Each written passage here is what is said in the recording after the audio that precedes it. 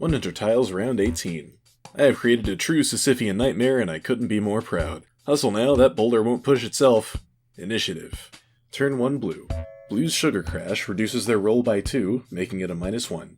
And then it's doubled to -2. Booster? More like... Rooster.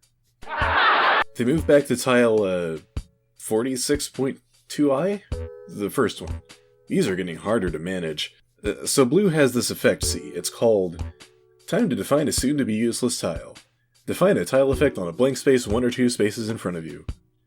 Gee, Blue, where did all your confidence go? Do you know something I don't? And then, Wild Magic. Moving backwards puts tile 43 just in range, and it fires. Blue can abolish a tile now, and chooses the yellow tile 19. Hey, I don't blame you. Hidden text can be scary, especially since it's already live. You still have the tokens, but any ongoing defects defining their behavior is neutralized. Turn 2 Red. Red moves forward 2 times 2 and lands on tile 64. Red, your tile effects have been great so far, but let's see what... Oh no, that's a hidden green tile. Gulp, let's read it. A player is added to the game on this tile. Oh, I see.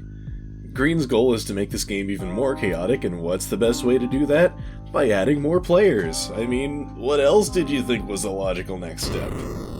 Okay, Green, bet. I was hoping to save this for another time, but I guess I'm breaking it out now. Pink has joined the game. I'll explain the logistics of adding a new player at the end of the round, but for now, Pink is an empty shell. Stay tuned to find out how this could be you, dear viewer. Oh, and this tile is getting destroyed because it's green. And it's for the best, my pawn maker needs time to recharge anyway.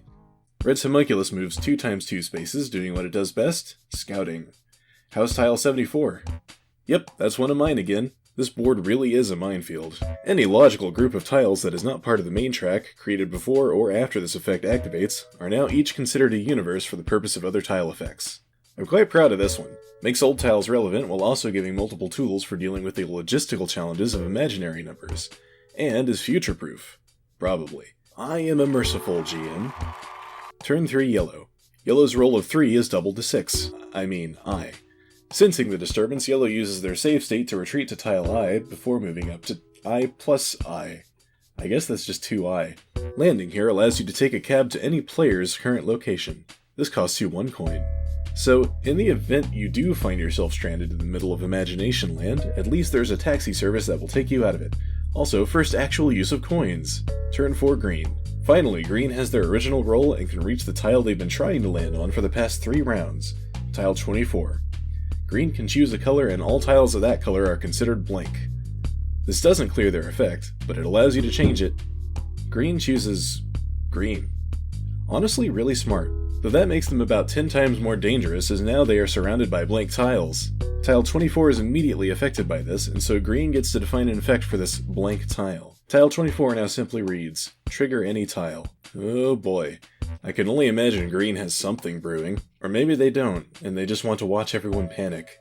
I wouldn't put it past them at this point. Turn 5 Black. Rage activates again, and my 4 gets a +2, making it a 6. This lands me on tile 1, which finally puts an end to the booster tile, and makes everyone's moves normal again.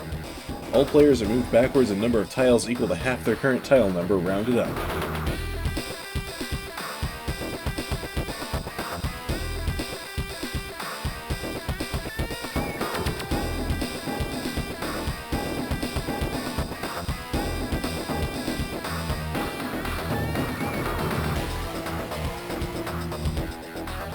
Good. Now, let's play this game properly. Or at least somewhere in the ballpark of properly. Orange, you lucky gun of a son. Turn I Orange. Orange's 4 is not affected by the booster anymore, and they land on tile 65. All imaginary tiles collapse into limbo, and their players are launched to their real number counterparts. Selecting an I outside of limbo will cause you to move forward 1 to 5 spaces randomly. This is a good way to end imaginary numbers. Now to activate it. Turn 7 Purple. Purple selected the I voluntarily, though that is a very purple move. They move up to 19 plus I. Imagination! Your mind has been expanded, and you are now capable of moving in any direction on the 2D plane with your roll, including diagonal. I can be your angle, or I can be your devil. A's move. Yellow A moves to 35, and purple A moves to 52. These tiles appear to be blank, And they both actually are. Yellow and purple can each claim a tile. Tile 35. This tile launches you forward 2d10 tiles. Tile 52. Your clone is now your hat. That's all.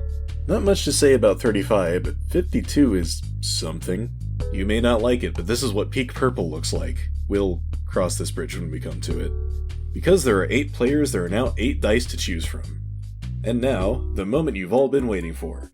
Pink needs an actual human soul to truly become a player in this game. Here's how you can offer yours.